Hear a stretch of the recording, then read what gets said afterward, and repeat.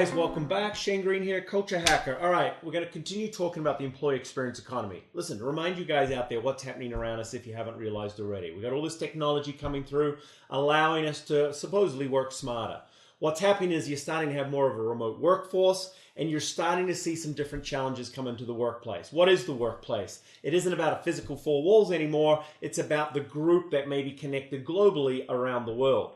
Now, add into this fact, we've got our Gen Zs coming into the workforce. They're about 22 years old right now. What's happening and what's important about that group? Well, they have a lot of great work ethic, personality traits, characteristics, but the one thing that really stands out for us is their activist mentality. We've already seen examples in the last year where our kids, our teenagers, are starting to show us up by not taking some of our bullshit ideas, rules, and excuses for how we run the world. So we've got by 2025, about 75% of the workforce will be a Gen Z or millennial. So we've got to start thinking a little bit about what this experience economy, the employee experience economy looks like.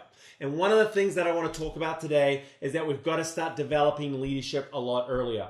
One of the most craziest things I think we do today is we don't start investing in leadership development until someone's got that title. You know, by that time, they're generally selected to be a manager or supervisor because they're really good at a skill, a job, or a task, with very little regard of whether or not they're going to be good with people. You know what? Being good with people is what leadership is all about. So often we find ourselves putting the wrong people in the wrong roles. And as a result, we have lots of managers out there, lots of great titles, but very little leadership in effect. So what do we need to do? Start building leadership early.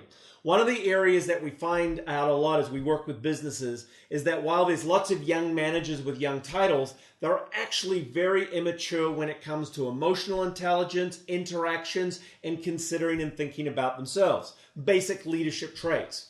One of the best practices I see out there is that companies are starting to shift towards investing in their leaders a lot earlier now, meaning they're starting leadership development before that first title is even given out. So in terms of preparing yourself for the employee experience economy, my big takeaway is get leadership development going earlier. Now, a couple of things that you got to keep in mind when you start to build this out. The first one is make sure your leadership expectations are clear. Every organization needs to understand what does a leader need to keep our culture going and our specific values in place. Listen, I hear it all the time when companies say, yeah, you know, your values, your leadership expectations, it's all the same. You know what? It's not. I heard a great quote the other day. Remember this when it comes to culture. Paris, Texas is not going to have the same culture as Paris, France, even though the name is the same. Each culture is individually different, and therefore your leadership expectation should resonate in how do I keep this type of culture alive. So think about your leadership expectations. Then think about your development plan. Listen, in today's world, our managers, leaders, or our employees, as we start developing them, their learning shouldn't include just sitting in a classroom. You need to create curriculum. Online curriculum is going to be very important for our next generation of workers. So start to think about this. They've been brought up on the YouTube channel, so your learnings need to be 3 minutes in length, and think about video type learning. But you got to start putting some curriculum together. A little bit of classroom, a lot of video, a lot of online learning, and a lot of practicality. The third thing that you should think about in terms of that leadership development is make coaching and mentoring available. Listen, it seems obvious that the senior managers today play the coach's role.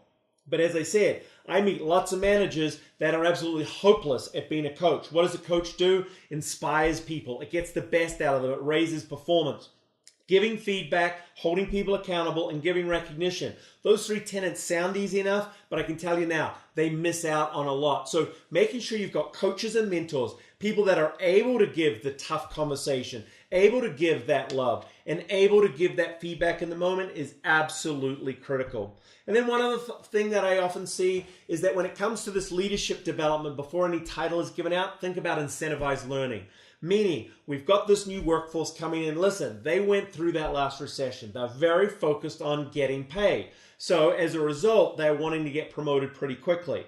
Rather than giving them that next title, which seems to be a quick out for many organizations, create incentivized learning as they go through leadership development, as they get certified in different steps along the way, thinking about giving that little bump in money. I know that's not easy for some of you out there to do because things are tight, but try and find how to give certain incentives to make sure that learning is the priority.